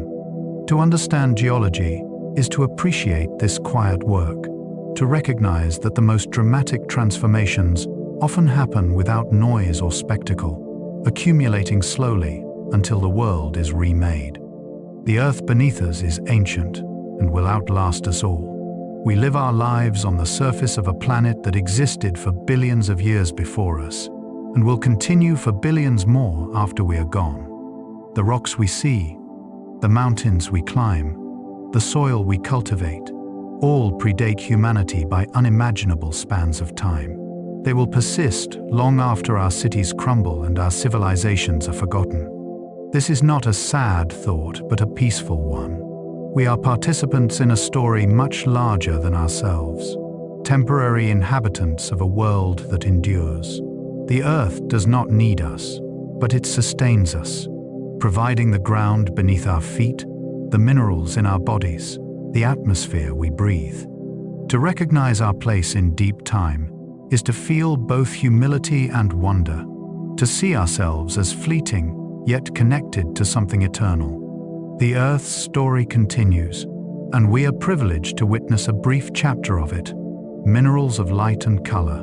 Some minerals glow with inner fire. Certain minerals possess a quality called opalescence, a play of color that seems to come from within the stone itself. Opals are the most famous example, displaying flashes of red, green, blue, and orange that shift as the stone moves. This effect comes from the internal structure of the opal, made of tiny silica spheres, arranged in a regular pattern that diffracts light. Labradorite, a type of feldspar, shows a similar phenomenon called labradorescence, with brilliant blue, green, and gold flashes across its surface. Moonstone glows with a soft, milky sheen. These optical effects make the minerals seem alive, as if containing trapped light or flame. They have been prized throughout history for jewelry and adornment, valued not just for rarity, but for their beauty. To hold such a stone is to hold a piece of light made solid, a geological treasure that transforms ordinary illumination into something magical. Crystals form in geodes hidden within ordinary rock. Sometimes the most extraordinary beauty is concealed within the most ordinary exterior. Geodes are round rocks that look unremarkable from the outside, but contain hollow interiors lined with crystals. They form when gas bubbles in cooling lava or cavities in sedimentary rock are later filled with mineral-rich water. Over time, crystals grow inward from the walls, creating spectacular displays. Amethyst geodes from Brazil can be large enough to stand inside, their walls covered with thousands of purple crystal points. Smaller geodes, common in deserts, might contain quartz, calcite, or celestite crystals. Breaking open a geode is like discovering a secret, revealing a crystalline world hidden for millions of years. It is a reminder that beauty often lies beneath the surface, waiting to be revealed. Some rocks contain fossils of raindrops and ripples. Not all fossils are of living things. Sedimentary rocks can preserve traces of ancient weather and water. Raindrop impressions, tiny pits left when drops struck soft mud, are sometimes preserved when the mud hardens into stone. Ripple marks, the wavy patterns formed by wind or water moving over sand, are frozen in sandstone. Mud cracks, formed when wet sediment dries and contracts, tell of ancient droughts and tidal flats. These trace fossils, as they are called, provide snapshots of moments in deep time. A fossilized raindrop tells us it was raining on that spot millions of years ago. Ripple marks reveal the direction of ancient currents. Mud cracks show that the land was periodically flooded and exposed. These delicate features, preserved against all odds, connect us to the everyday weather of lost worlds, reminding us that the past was as real and immediate as the present. Agates form in layers of incredible delicacy. Agates are a type of chalcedony, a microcrystalline form of quartz, known for their banded patterns. They form in cavities in volcanic rock, where silica-rich water seeps in and deposits layers over time. Each layer is microscopically thin, and the colors vary depending on trace impurities: iron for reds and browns, manganese for pinks, copper for blues and greens. The result is a stone with concentric bands of color, often incredibly intricate and beautiful. No two agates are alike. Each one is a unique record of the chemical conditions in which it formed. Sliced thin and polished, agates reveal landscapes within, bands that curve and swirl like abstract art. They have been collected and treasured for thousands of years, used in jewelry, carvings, and as objects of contemplation. To study an agate is to appreciate the delicate artistry of geological processes, the patient accumulation of layer upon layer into something extraordinary. Petrified wood turns trees into stone. In certain environments, fallen trees can be transformed into stone, preserving their structure in exquisite detail. This process, called permineralization, occurs when wood is buried quickly, often by volcanic ash or sediment, cutting off oxygen and slowing decay. Mineral-rich water seeps through the wood, depositing silica, calcite, or other minerals in the cell walls and cavities. Over time, the original organic material is replaced, molecule by molecule, with stone. The result is petrified wood, which retains the texture of bark, the pattern of growth rings, and sometimes even the color and grain of the original tree. Entire forests have been preserved this way, most famously in the Petrified Forest National Park in Arizona. Walking among these stone logs is surreal, seeing trees that grew millions of years ago now transformed into colorful, glittering rock. Petrified wood is a bridge between the living and the mineral, a reminder that even the boundary between life and stone can blur over geological time. The slow work of water rivers carve canyons over millions of years. The Grand Canyon, one of the most iconic geological features on Earth, is a testament to the power of flowing water. The Colorado River has been cutting through the rock for about 6 million years, gradually deepening and widening its channel. The canyon exposes nearly 2 billion years of Earth's history in its layered walls, each stratum a page in the geological record. The process is slow but relentless. The river carries away sediment, grain by grain, while tributaries widen the canyon through erosion. Flash floods, rockfalls, and the expansion of ice in cracks all contribute. Today, the canyon is over a mile deep and up to 18 miles wide in places, a vast chasm carved by water and time. Standing at the rim, looking down at the river far below, is humbling.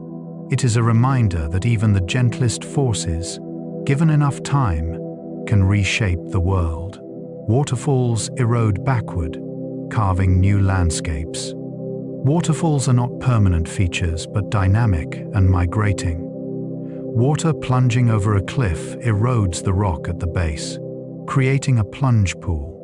The undercutting eventually causes the overhanging rock to collapse, and the waterfall retreats upstream. Over thousands of years, this process can move a waterfall kilometers from its original location. Niagara Falls, for example, has retreated about 11 kilometers since the end of the last ice age, about 12,000 years ago. The rate of retreat has slowed due to human intervention, but the process continues. As waterfalls erode backward, they carve gorges downstream, leaving behind steep-walled canyons. The landscape is constantly changing, shaped by the relentless energy of falling water. To visit a waterfall is to witness a geological process in singling action, a reminder that even the most dramatic landscapes are temporary. Underground rivers dissolve limestone and create vast cave systems. In regions underlain by limestone, water does more than flow across the surface. It seeps underground, following cracks and dissolving the rock. Over time, these cracks widen into passages, and passages enlarge into chambers. Underground rivers flow through the darkness, carving complex networks of caves. Some of the world's longest cave systems, like Mammoth Cave, contain hundreds of kilometers of passages. The water carries dissolved calcium carbonate, which it redeposits as stalactites, stalagmites, and other formations. These caves are living systems, constantly changing as water flows, dissolves, and precipitates. Exploring them reveals a hidden world, carved by patient water and decorated by mineral deposits. The silence, the darkness, the cool air, all speak to processes that operate far from the surface, shaping the earth from within. Hot springs bring heated water from deep underground. In volcanic regions and along tectonic boundaries, water seeps deep into the earth, where it is heated by magma or hot rock. Under pressure, this water can reach temperatures well above boiling. Eventually, it finds pathways back to the surface, emerging as hot springs. The water is often rich in dissolved minerals, which precipitate out as it cools, creating colorful terraces and deposits. The Grand Prismatic Spring in Yellowstone, with its brilliant blues, greens, and oranges, owes its colors to thermophilic bacteria that thrive in the hot water. Hot springs have been valued by humans throughout history for their therapeutic properties. They are also windows into the Earth's interior, bringing heat and minerals from depths we cannot otherwise access. Each spring is unique, its temperature, chemistry, and appearance determined by the geology beneath it. Volcanoes and their landscapes. Volcanic ash travels vast distances on the wind. When a volcano erupts explosively, it blasts ash, tiny fragments of pulverized rock and glass, high into the atmosphere. Wind carries this ash hundreds or even thousands of kilometers from the eruption site. The ash eventually settles, blanketing the landscape in a gray layer that can be centimeters to meters thick. While ash can be devastating to agriculture and infrastructure, smothering crops and collapsing roofs, it also becomes fertile soil over time. Ash deposits are found far from any active volcano, evidence of ancient eruptions that spread material across continents. Layers of volcanic ash in sedimentary rocks serve as time markers, allowing geologists to correlate rocks from different locations and date events. Ash contains unique chemical signatures that identify the source volcano, making it a powerful tool for reconstructing past eruptions and their impacts. Calderas form when volcanoes collapse after massive eruptions. Some volcanic eruptions are so powerful that they empty the magma chamber beneath the volcano. Without support, the overlying rock collapses into the void, creating a large depression called a caldera. Calderas can be many kilometers across, far larger than the original volcanic cone. Crater Lake in Oregon occupies a caldera formed about 7,700 years ago when Mount Mazama erupted and collapsed. Yellowstone's caldera is even larger, formed by a supervolcanic eruption 640,000 years ago. Calderas often fill with water, creating lakes, or they may host smaller volcanic cones that grow within the depression as magma rises again. These features are reminders of the violent forces at work beneath the surface, capable of reshaping the landscape in a matter of days or hours. The calm beauty of a crater lake belies the catastrophic events that created it. Pumice is volcanic rock so light it floats on water. Not all volcanic rocks are dense and heavy. Pumice forms when gas-rich magma erupts explosively, the rapid release of pressure, causing dissolved gases to expand and create countless tiny bubbles. The magma solidifies so quickly that the bubbles are trapped, creating a rock full of voids. Pumice is so porous and lightweight that it floats on water. Entire rafts of pumice, sometimes covering square kilometers, can be seen drifting across the ocean after undersea eruptions. Eventually, the pumice becomes waterlogged and sinks, but not before it has traveled vast distances, sometimes carrying marine organisms to new habitats. Pumice has been used by humans for millennia as an abrasive, for smoothing skin, polishing, and even as a lightweight building material. To hold a piece of pumice is to hold frozen froth, rock that remembers its fiery birth and explosive release into the world. Volcanic lightning occurs during explosive eruptions. In some of the most violent eruptions, lightning flashes within the ash plume, a phenomenon called volcanic lightning or a dirty thunderstorm. The mechanism is not fully understood, but it is thought to result from the collision of ash particles, which generates static electricity.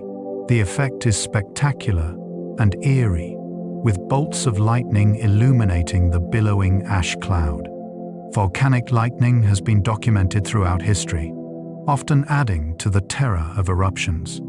Modern photographers have captured stunning images of the phenomenon, revealing the raw power and beauty of volcanic events.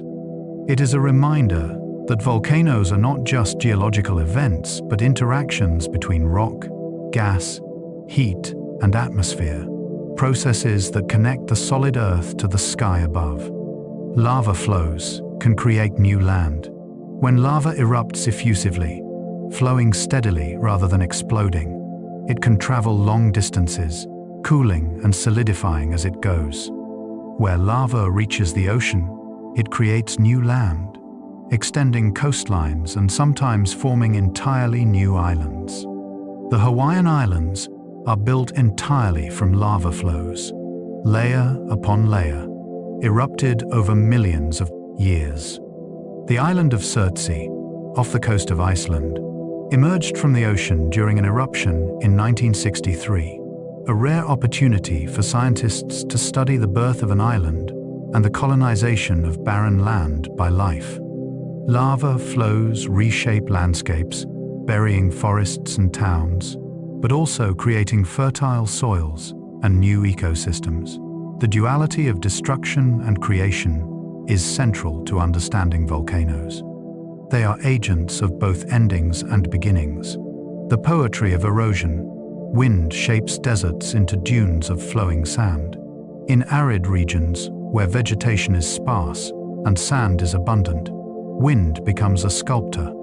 It picks up grains, carries them, and deposits them in dunes, hills of sand that migrate slowly across the landscape. Dunes come in many shapes, determined by wind direction and sand supply. Crescent-shaped Barchan dunes form, where wind blows from one direction, Linear dunes stretch for kilometers, aligned with prevailing winds. Star dunes, with arms radiating from a central peak, form where winds shift direction. Dunes are dynamic, constantly changing as sand moves grain by grain. Walking across a dune field is surreal, the landscape shifting beneath your feet, the sand sculpted into graceful curves and sharp ridges. In some deserts, dunes are stabilized by vegetation, their shapes frozen in place. In others, they march across the land, burying and uncovering, advancing and retreating in an endless cycle. Hoodoos are pillars of rock, sculpted by erosion. In certain badlands and semi-arid regions, erosion creates fantastical rock formations called hoodoos. These are tall, thin spires of rock, often capped with a harder layer that protects the softer rock below. As the surrounding material erodes away, the protected rock remains, forming columns that can reach tens of meters in height. Hoodoos are common in places like Bryce Canyon in Utah, where thousands of them cluster in amphitheater-like valleys, creating a landscape of stone towers and fins.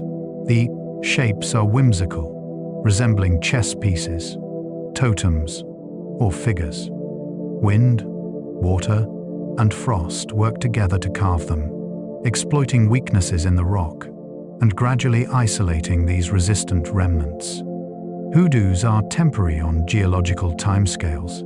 Eventually they too will erode away, but while they stand, they are monuments to the artistry of erosion. Slot canyons are carved by rare but powerful flash floods. In desert regions, narrow, twisting canyons cut deep into sandstone, their walls smooth and sculptural. These are slot canyons, formed by flash floods that roar through during brief, intense rainstorms. The water, confined to a narrow channel, erodes the rock rapidly, carving downward and polishing the walls. The canyons can be so narrow that they block out most sunlight, creating corridors of shadow lit by shafts of light filtering from above. The walls display flowing, swirling patterns, layers of sandstone in shades of red, orange, and pink, sculpted by the abrasive force of water and sand. Slot canyons are both beautiful and dangerous. Flash floods can occur without warning, filling the canyon wall to wall with rushing water. They are reminders of the power of water in even the driest landscapes, rare events that leave lasting marks on the stone. Arches form where erosion removes rock layer by layer. Natural stone arches are among the most iconic geological features, celebrated for their grace and improbability. They form in sedimentary rocks, particularly sandstone, where weathering and erosion selectively remove material. Water seeps into cracks, freezes, and expands, wedging the rock apart. Wind and water erode the softer layers, leaving harder layers as capstones. Over time, a hole is created through the rock, and continued erosion enlarges it into an arch. Arches are temporary, balanced on the edge of collapse. Eventually, the span becomes too weak, and the arch falls, leaving only stumps behind. Utah's Arches National Park contains over 2,000 arches, each in a different stage of formation or decay. To stand beneath an arch is to witness a fleeting moment in geological time, a structure that will not last, but that, for now, frames the sky in stone. The depths of geological time. The Earth has existed for 4.5 billion years. To comprehend the age of the Earth is to grapple with numbers that exceed intuition. 4.5 billion years stretches back to a time when the solar system was still forming, when the sun was newly ignited, and rocky debris was colliding and coalescing into planets. Earth's early history is a story of accretion, bombardment, differentiation, and gradual cooling. The planet began as a molten mass, its surface a magma ocean. Over millions of years, it cooled enough for a solid crust to form. Water vapor in the atmosphere condensed into oceans. Life emerged within the first billion years. Single-celled organisms that would eventually transform the atmosphere and pave the way for complex life. To place ourselves in this timeline is humbling. All of recorded human history, all of civilization, occupies just the last few thousand years, a blink at the end of a 4.5 billion year story. Life has existed on Earth for over 3.5 billion years. Fossils of ancient microorganisms have been found in rocks 3.5 billion years old, evidence that life emerged early in Earth's history. For most of that time, life was simple: single-celled bacteria and archaea that lived in the oceans. These microbes were not passive. They transformed the planet, producing oxygen through photosynthesis and gradually changing the atmosphere from one dominated by carbon dioxide and methane to one rich in oxygen. This great oxidation event, beginning around 2.4 billion years ago, made the evolution of complex life possible. For nearly 3 billion years, life remained microscopic. Only in the last 600 million years, the Phanerozoic eon, did complex multicellular organisms appear and diversify. The story of life is a story of patience, of slow accumulation of complexity, and of transformation driven by the interaction between living things and the Earth itself. The continents have assembled and broken apart multiple times. The map of the world has not always looked as it does today, nor will it remain this way. Continents drift, driven by plate tectonics, and over hundreds of millions of years, they collide and merge into supercontinents, then rift apart again. This supercontinent cycle has repeated at least several times in Earth's history. Pangaea, the most recent, existed around 300 million years ago. Before it was Rodinia, assembled about 1 billion years ago. Before that, perhaps Nuna or Columbia, even older and less certain. Each cycle reshapes the planet, altering ocean circulation, climate patterns, and the evolution of life. The process will continue. The Atlantic Ocean, now widening, may one day stop spreading and begin to close. The Mediterranean could vanish as Africa pushes into Europe. The continents may one day merge again into a new supercontinent. The Earth is restless, never settling into a final configuration, always in motion. Mass extinctions have reset the course of life multiple times. Life on Earth has been interrupted by catastrophic mass extinctions, events that wiped out large percentages of species in geologically brief periods. The most famous is the End Cretaceous extinction 66 million years ago, which killed the dinosaurs. But it was not the worst. The Permian Triassic extinction, about 252 million years ago, destroyed over 90% of marine species and 70% of terrestrial vertebrates. The causes varied: massive volcanic eruptions, asteroid impacts, rapid climate change, ocean anoxia. Each extinction reset the biosphere, eliminating dominant groups and opening niches for survivors to radiate into. Mammals, for example, remained small and marginal throughout the Mesozoic, overshadowed by dinosaurs. Only after the dinosaurs were gone did mammals diversify into the forms we see today, including eventually our own lineage. Mass extinctions remind us that life is resilient but not invulnerable, and that the history of the Earth includes both stability and catastrophe. The Earth's magnetic field. The magnetic field protects Earth from solar radiation. Surrounding our planet is an invisible shield, the magnetic field generated by the motion of molten iron in the outer core. This field extends thousands of kilometers into space, deflecting the solar wind a stream of charged particles from the sun. Without the magnetic field, the solar wind would strip away the atmosphere, as happened on Mars, which lost most of its magnetic field billions of years ago. Earth's magnetic field makes life possible, protecting the surface from harmful radiation and preserving the atmosphere. The field is not static, it weakens and strengthens, and the magnetic poles wander. Occasionally, over timescales of hundreds of thousands of years, the field reverses, with north and south poles switching places. These reversals are recorded in volcanic rocks, which preserve the direction of the magnetic field as they cool. The field is a dynamic feature of the planet, a reminder that Earth is not just rock and water, but also fields and forces that extend into space.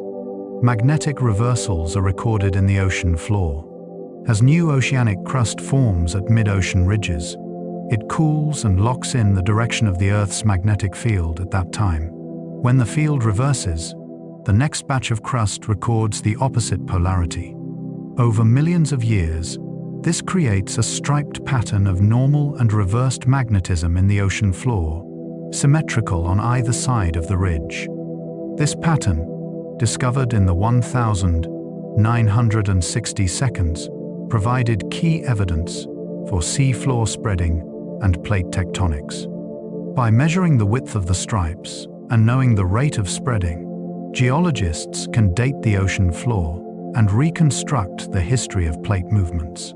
The first, magnetic stripes, are like a tape recorder, preserving the history of Earth's magnetic field and the movement of tectonic plates.